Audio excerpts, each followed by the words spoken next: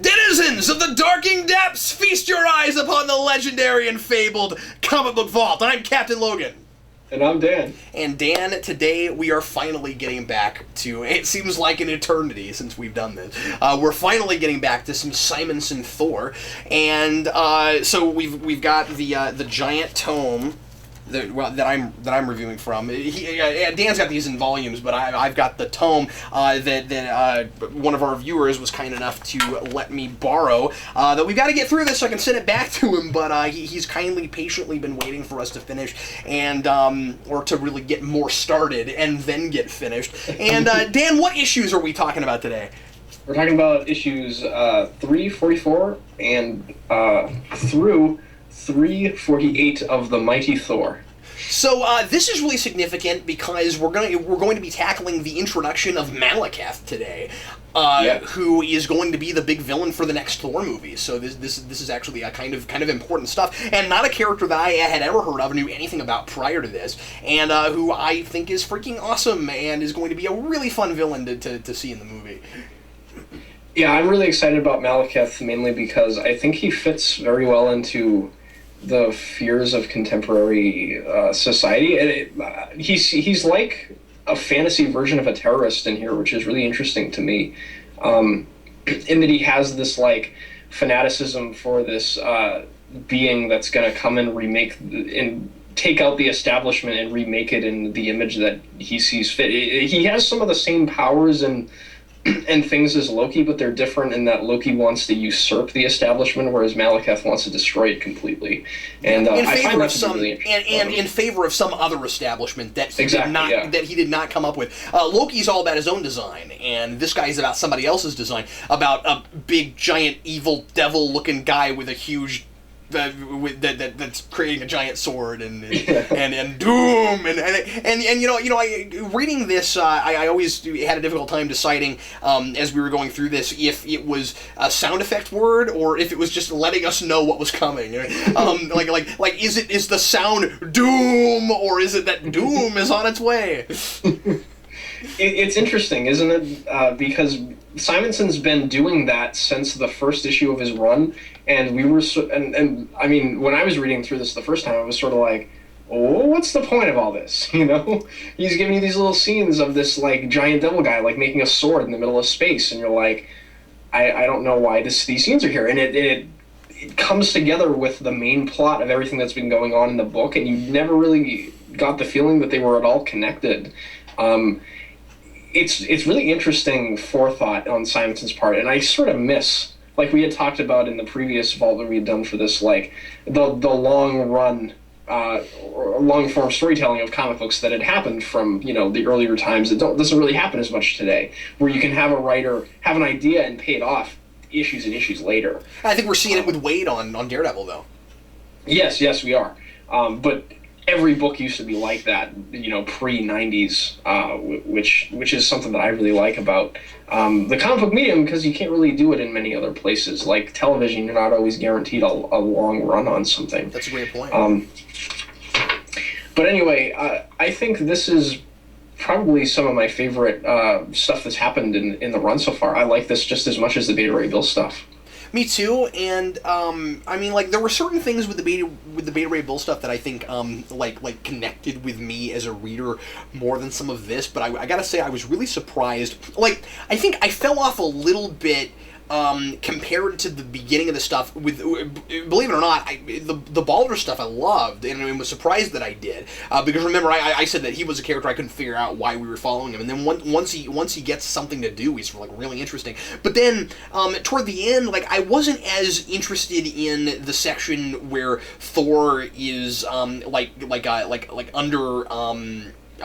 somebody else's power, and he's kind of a love spell, and that kind of thing. It's interesting in how Malekith is manipulating it. But just seeing Thor doing that wasn't something that especially appealed to me. I guess it was handled in such a better way than I thought it would be, that I was really surprised by it. But at the same time, from the beginning of that, I was like, really, love potion? Do we have to? Okay. It wasn't something I really wanted to read about, but I feel like there's this interesting motif. I don't want to call it a theme. There's this interesting motif that keeps popping up of villains using either villains or other characters' ideas and plans against somebody. Where you've got Malekith who uses why can't I think of her name right now? Lorelei. Yes. She's pretending to be this human woman, and she knows that Thor is Thor, his human version, but he doesn't know that she's Lorelei, and so she's trying to get him to drink this mead, which cracks me up because the idea that Thor would not pick up on the fact that a human is probably actually a god when she's offering him mead really bugs me. It's just like, really, this random human person is going, oh, you're a Viking guy, so you must like mead. Okay, that's goofy, but whatever. Anyway, so like, and she doesn't have any like evil malicious intent. I don't think. I think she just wants Thor to fall in love with her is kind of the sense I get, and then Malekith comes in and he's going to use that to manipulate Thor, and so he takes this non-evil intent and turns it into an evil plan. And there's a couple of those in this, and I was surprised by that. Yeah, I really enjoyed how he was sort of taking advantage of the circumstance of the various decisions that people are making here, because it's very indicative of what a political leader would do, where they see these situations, and then that plays into the parallel I was talking about with the terrorists before, where like, you know, you see something and you take advantage of the circumstance and you make sure that it plays out to better your goals. One of the things I wanted to mention about the whole love potion thing that I thought, it's not necessarily something that I really latched onto either, but I think that it was used in such a way where it made the whole typical damsel in distress plotting of the end of this, not the end of the story, but the end of, you know, what we're reviewing here, a little bit less typical, where Thor's going after this girl, and that's sort of his sole motivation for going after this whole thing, and it's like, well, he's not doing that because he's acting like a stereotype, it's because he's under the spell. I thought that was a nice way of getting that trope in there without straight up, you know, being a cliche. You're right. He turns that on its head a little bit. It's also kind of fun that it's partly her fault. That like she put herself in that situation. It's not just like she's not a damsel in distress. She's an idiot that gave a supervillain a way to take over a god, and I like that a lot. Not that she's completely unlikable or anything. I don't mean she's an idiot, but you know what I mean. It's kind of fun that she's actually to blame for her own circumstance to a degree. Yeah, exactly, and I think that's one of the best things that this book does, is it's really dealing with decisions that these characters make on every level, and it examines the repercussions of them, good and bad, in every single way. Like even with the Balder stuff, where we had seen him in the previous session we had reviewed, finally having to kill someone after becoming a pacifist, and that really has a real effect on his psyche, where he's questioning, like, what does it mean to be a warrior? How do you reconcile having to do all of these terrible things in the name of your country, which in his case is Asgard? I thought all that was really interesting, and all the decisions Thor has to make here. Thor is one of the characters that's sort of like gripped by the circumstance of everyone else's choices, which I thought was really interesting, where he's making decisions, but he's sort of like being tossed around by everybody else when you think about it, really. You have Odin, you have Lorelei, you have Malekith, you have Loki. They're all sort of like manipulating circumstances around him and making him do things. And he's not really aware of it, which I thought that was interesting. And he's got that in common with Balder, who immediately becomes aware of it. You've got Balder who says, well, Odin, I'll go deliver this message because you told me to, and I guess I buy that I'm the only person that can, but this can't end well for me. And so I mean, he's being manipulated by people too. And we've talked a little bit before about how interesting Odin is, and how he's supposed to be like like this really benevolent leader, but he does manipulate people without them realizing it. And but in this case, I just thought it was really interesting because he knows what Odin's doing, but he has to go through with it. And so you got this pacifist that's completely forced to kill people. And I would have thought that would be difficult to pull off, and he totally pulls it off. I mean, and what I liked was it wasn't self-defense. It was, I'm willing to die for this, but my duty hasn't been fulfilled yet, so I have to kill these people. I have to kill these minions that Loki's sending after me, because if I don't, my mission won't be fulfilled. And then he says Loki has ruined him because he forced him out of his pacifism, and then to add complete insult to injury, Loki won't even look at the message. Yeah, exactly, and it makes you think, like, Odin probably expected that the whole time. As Loki said, Odin cast him out, or not cast him out, he sort of, like, was embarrassed by his adoption because he has the blood of giants running through his veins and all of that sort of thing. Yeah.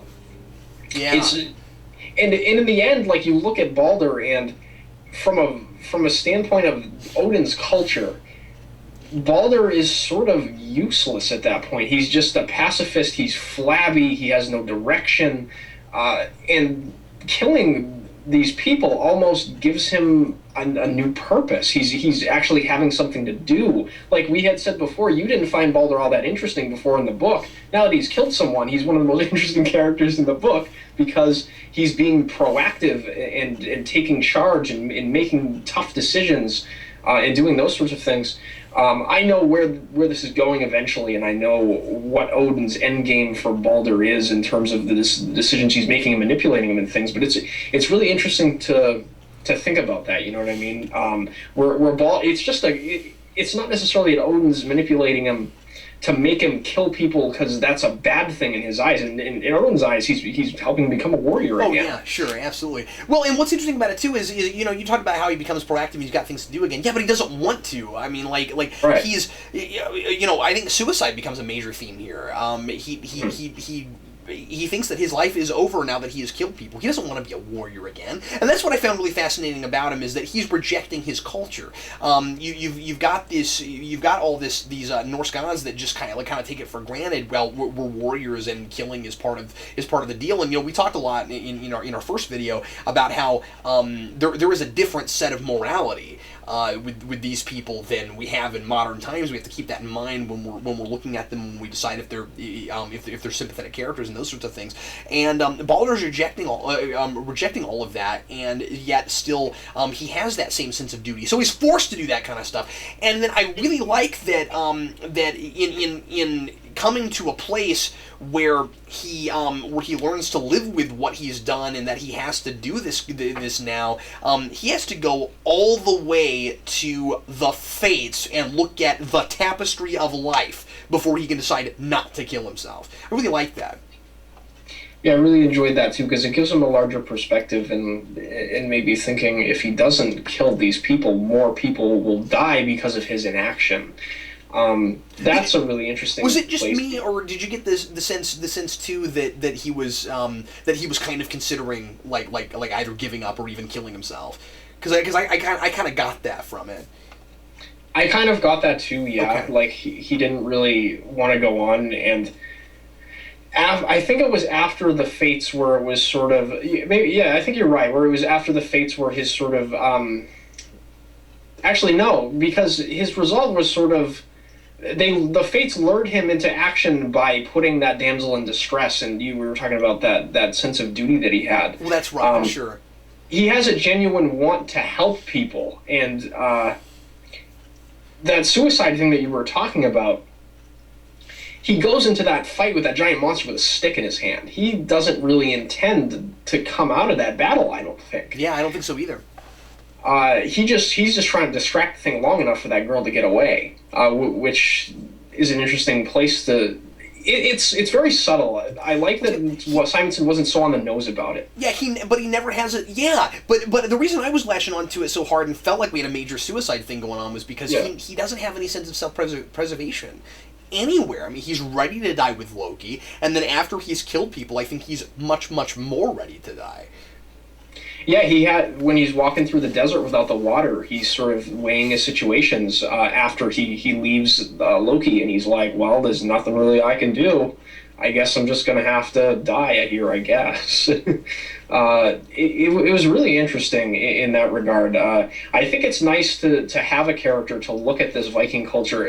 Baldur's almost like looking through the eyes of contemporary society at this world where, like, I think so too. His worldview is a little bit more in line with what we would see. Like, we want to help people, but killing people is morally wrong in most situations for people. Where, like, for the Vikings, it was, if we have a problem with you, that's how we deal with the problem. That's right. How we address it. We meet in battle as warriors, and we kill each other, or one of them comes out on top. There's an honor system, and people deserve death if they don't fit it. If they don't fulfill their obligations.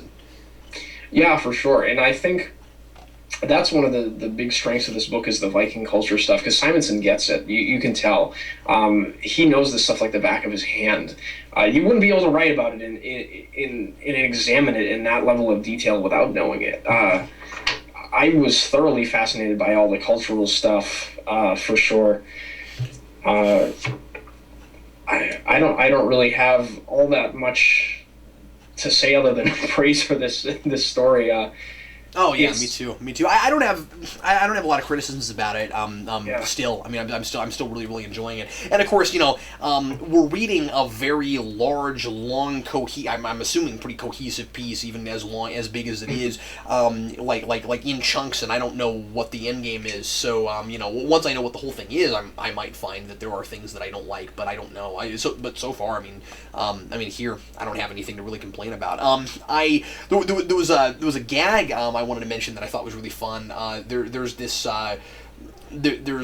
place where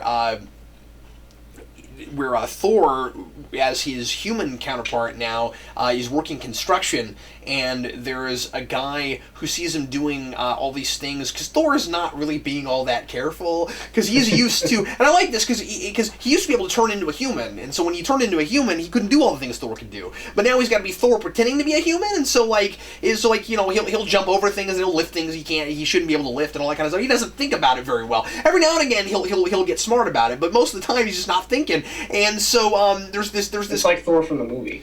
It's just like that, and there's this construct. Yeah, I'm ready for him to eat Pop-Tarts, Dan. And there's this, and there's this construction guy that he works with that thinks he's got Thor figured out, and he goes, "Wait a minute, he can lift things that nobody else can lift. And he's all agile and stuff. He must be Spider-Man." That was great. I love that. Yeah, I agree. I think Simonson was doing some really interesting stuff with. When the Casket of Ancient Winters was being tracked down and all that sort of stuff. I thought he was doing some really interesting stuff in defying our expectations throughout.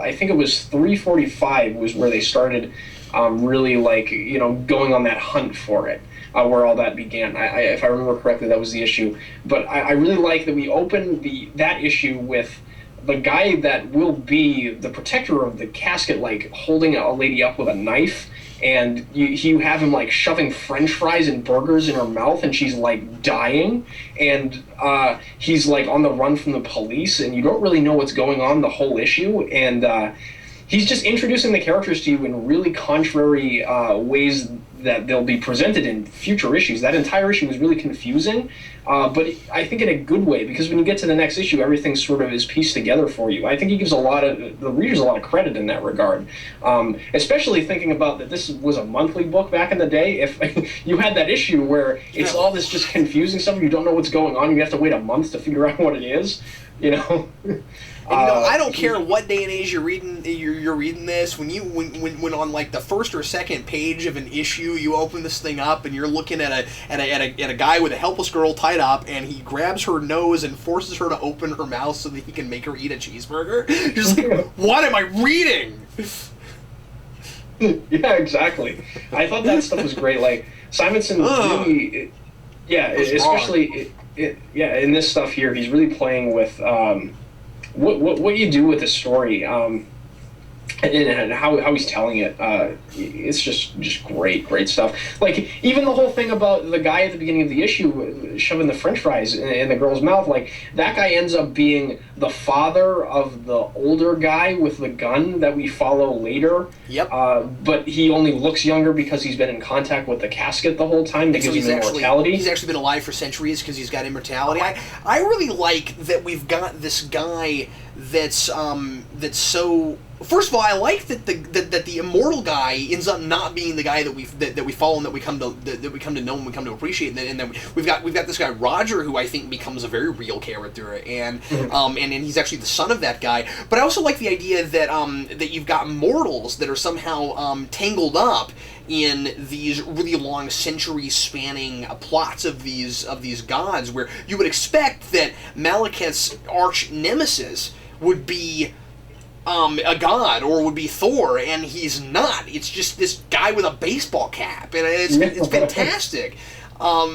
Anyway, I thought all that was really impressive. And it's a great adventure story. You know, we get to take that guy and put him in a fairy realm. He's still wearing his baseball cap, and he's dealing with things like you know, he's got to get like a special ointment thing on his eyes so that he can see things right. And Thor doesn't take it for himself because there's only enough for one person. And Thor's a god, so he can sort of see what he needs to. But then, I mean, like all of that mythos, I think, was really interesting. Yeah, I agree. And exciting, fun to read. I thought it was really cool, like, seeing a guy, like, shooting demons in the realm of fairy with, like, a handgun. Like, that was really cool. Yeah. One of the other things I wanted to touch on, too, is I thought the relationship with Thor and Lorelei was really interesting here, in that I sort of started to get the feeling that they were having some chemistry together. Like, Lorelei's sort of realizing, she's looking around, she's like, I can understand why people like Midgard. She's like, I like how ordinary it is, how concerned it is with life and death rather than the eternal, sweeping landscapes of Asgard. It's very refreshing to her, and that's something that Thor has in spades. You know, he loves Midgard. That's his home away from home, if not his home, period. Yeah. So her coming to appreciate the world that Thor loves so much, I was like, oh, maybe they're connecting a little bit. And then they get to the point where Thor takes the love potion, and Thor loves her, but it's almost like the relationship hit a rut because she forced it on him too fast. Oh, like, yeah, if she had let it mature, maybe Thor would have liked her for who she really was, and there would have been a real connection there, rather than if she was trying to manipulate him that way. I thought that was really interesting. Yeah, I like that. And I thought they'd made the love potion thing a little bit less contrived and typical, you know what I mean? That's what I liked about it. I still conceptually was just sort of like, I can't get excited about this. It took me a while to really get what he was doing. Right, yeah. But there's a lot of that with Simonson, where at first I roll my eyes, and then I get to the end, I'm like, okay, I get why you did that, you know, and it worked. And I feel like he's kind of a master at taking stupid ideas and making them not stupid at all, you know. Yeah. Anyway, overall, as usual, this is really quite fantastic, and I can't wait to keep going. Yeah, I agree. I can't say enough good things about this. If you at all are interested in Thor, I think this is even the run to read, like, if you have seen the films. Like, we were talking about how the Thor being on Earth thing in this book is very close to how he's portrayed in the film, and you've got the second film's villain in here. Yeah. You know, it's perfect. So I just hope that that Malekith in the movie still is white on one side and black on the other side, or was it red on one side? I forget now. It was black and white. It's black and white. Yeah. Fortunately, it doesn't. Really? Okay. Look, they took so much else right from the page. Why couldn't they do that costume? I don't know. That would have been awesome. It would have been. Well, that's upsetting. All right, I'll have to look and see what they did with it. But yeah, they really should do that TOS. You know, these white on one side and black on the other side. That would be awesome. Yeah, that'd be great. We just suddenly let this be your last battlefield in Thor. Well, anyway, everybody, thanks a lot for watching the Comic Vault. Really hope you enjoyed it, and we'll be back with you hopefully very shortly with the next installment of our series on Simonson's Thor. As you can tell, there's still a great deal left to go, and we will try not to make it months between this one and the next one. We'll try to jump on it and get that done pretty soon. And if there's ever anything you'd ever like to send us to review, obviously quite a bit of a backlog right now, but we'll get to things. If there's anything you ever want to send us to review, either to borrow or to just give us something you really want to see us review, send that to our P.O. Box. That's Geekvolution, P.O. Box 14183, Lenexa, Kansas 66285. Dan, thanks for being here. Good to have you as always. Definitely, man. Thanks for having me. Thanks a lot for watching. I'm Captain Logan. And I'm Dan. And happy reading.